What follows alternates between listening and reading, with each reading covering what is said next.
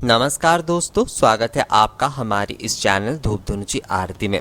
दोस्तों, जगद्धात्री पूजा के कुछ नियम के विषय में आपको अवगत कराना बहुत ज़रूरी है, क्योंकि मुझे कई प्रकार के कमेंट्स और मेल मिल रहे हैं, जिससे मुझे लग रहा है कि जगद्धात्री पूजा को लेकर एक कन्फ्यूजन आप लोगों के मन में है।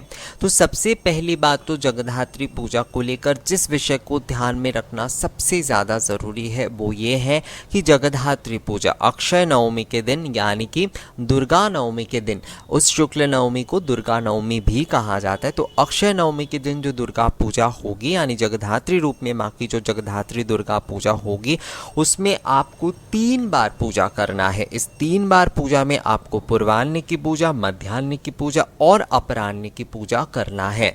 आप चाहे धूप पूजा से पूजा करें, आप चाहे पंचोपचार से पूजा करें, षोडशोपचार से पूजा करें, आप चाहे दशोपचार से पूजा करें, केवल धूप सेवा आरती ही आप क्यों ना करें, पर अगर आप जगद्धात्री पूजा कर रहे हैं या फिर माँ की सेवा भी कर रहे हैं तो 3 बार यानी पूर्वाह्न में, मध्याह्न में और अपराह्न में आपको करना ही होगा। अगर आप 3 बार पूजा नहीं कर सकते हैं या फिर 3 बार माँ की सेवा नहीं कर सकते तो आपको जगद्धात्री पूजा के बारे में नहीं सोचना चाहिए। जगद्धात्री पूजा की मूल विषय ही यही होता है कि जगद्धात्री पूजा में आपको 3 बार पूजन करना ही होगा।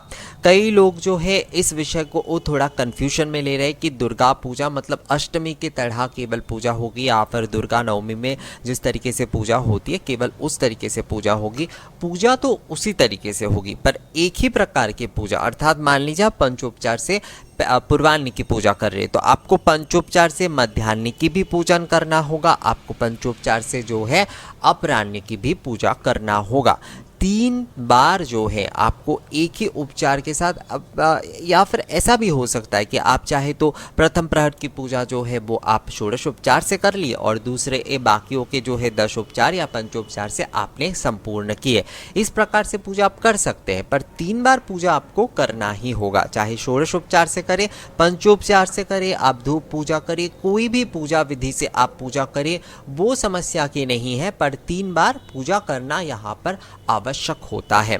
माँ की जो प्रथम यानी कि पूर्वाह्न की जो पूजा होती है उसे सत्य गुण की पूजा कहते हैं, मध्याह्न की जो पूजा होती है उसे रजगुण की पूजा कहा जाता है और जो अपराह्न की पूजा होती है उसे तमगुण की पूजा कहा जाता है। माँ को त्रिगुणातीत कहते हैं, इसलिए इस 3 गुणों के आधार पर एक ही दिन में 3 बार पूजा करना बहुत ज़रूरी होता है।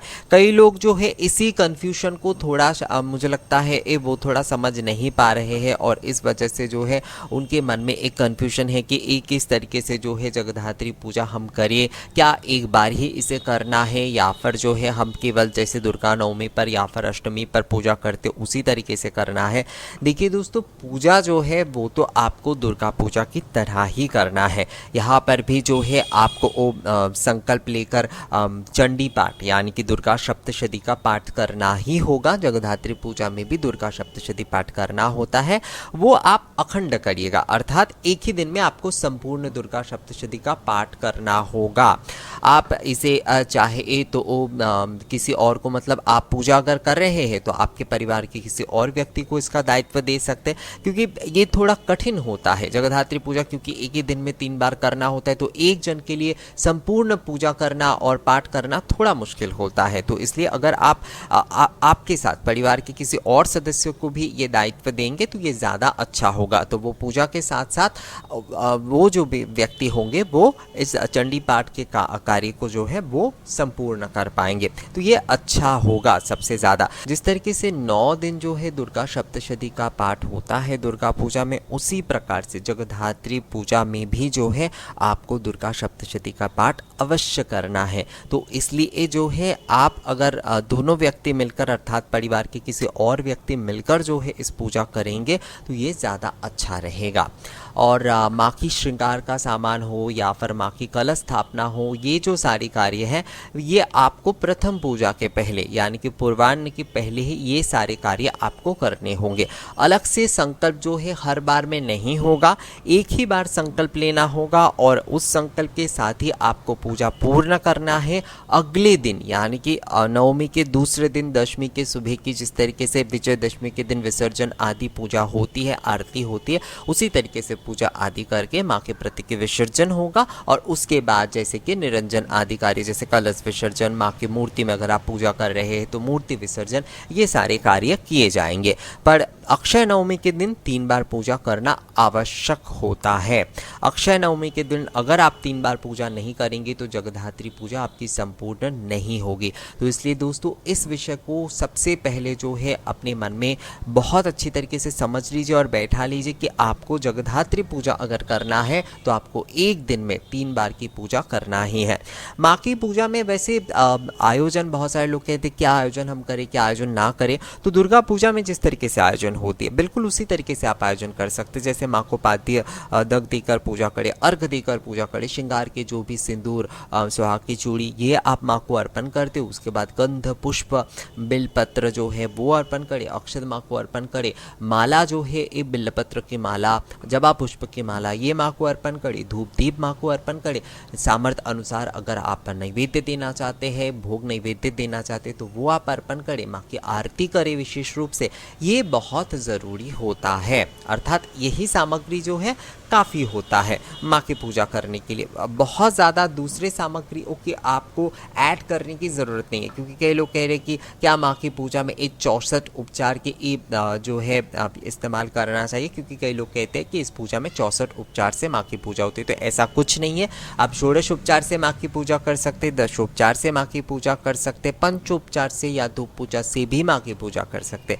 माँ की पूजा में उपचार बहुत बड़ी बात नहीं है, माँ की पूजा में भक्ति ही मूल विषय है। पर ये जो टाइमिंग होगा, अर्थात जो टाइमिंग के हिसाब से आपको करना होगा, अर्थात सुबह की पूजा जैसे आपको 10 बजे के भीतर संपूर्ण कर देना चाहिए, मध्याह्न की जो पूजा है उसे आपको 1 बजे तक संपूर्ण कर देना चाहिए, अपराह्न की पूजा जो है वो आपको 3 बजे के बाद शुरू करना चाहिए। 3 बजे के पहले जो है अपराह्न की पूजा नहीं होगी। 3 बजे के बाद से लेकर आपको 5 बजे या फिर 5:30 बजे तक माँ की जो अपराह्न की पूजा है वो आपको संपूर्ण कर देना है। और उसके बाद जैसे संध्या आरती आदि होती है वो सारे कार्य तो होंगे ही, पर इस भाग में ही पूजा होगी। अर्थात सत्यगुण की पूजा जो है वो पूर्वाह्न में 10 बजे के भीतर संपूर्ण करना चाहिए, मध्याह्न की जो रजगुण की पूजा है वो 1 बजे तक संपूर्ण करना चाहिए, जो अपराह्न की तमगुण की पूजा होगी वो 3 बजे से लेकर 5 बजे या फिर 5:30 बजे तक जो है उसे संपूर्ण कर देना चाहिए। उसके बाद 7 बजे, 6:30 बजे या 7 बजे जाकर आप माँ की संध्या आरती वगैरह ये सब कुछ कर सकते हैं। आप चाहे तो उस संध्याकालीन, कई लोगों का ये मन होता है कि माँ को संध्याकालीन भोग लगाएंगे तो वो संध्याकालीन भोग भी माँ को चढ़ा सकते हैं। पर मूल रूप से जो विषय मैं फिर से आपको कहूँगा कि माँ की 3 बार की पूजा करना बहुत ज़रूरी है। आप संक्षिप्त में पूजा करें वो बहुत बड़ी बात नहीं है, पर पूजा करना आवश्यक होता है।